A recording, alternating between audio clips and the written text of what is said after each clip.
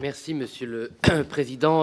Merci, Monsieur Moscovici, à vos équipes pour ce travail très clair, remarquable dans sa clarté. Moi, j'ai deux questions. Première question, comment vous expliquez, vous avez aussi dit que c'est donc le sixième avis que vous rendez, à la lumière de la trajectoire des finances publiques, de la situation de notre pays, comment vous expliquez cette incapacité des gouvernements successifs, et donc visiblement même de l'État lui-même, à baisser les dépenses publiques en volume? Comment c'est possible?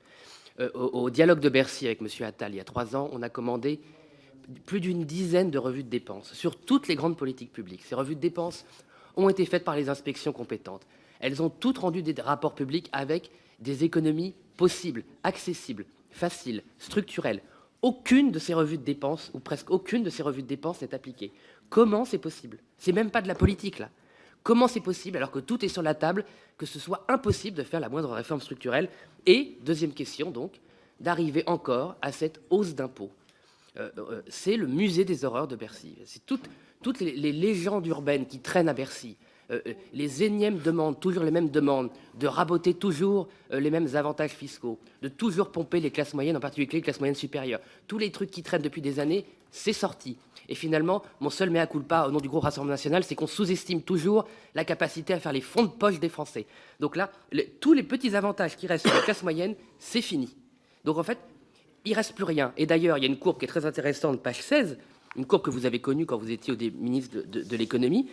La croissance spontanée des prélèvements obligatoires est donc inférieure désormais, enfin depuis 3 ans, à ce qu'elle devrait être. Donc ça veut bien dire que l'effort fiscal demandé aux Français, aux ménages et aux petites entreprises est trop important par rapport à ce qu'elles peuvent sortir.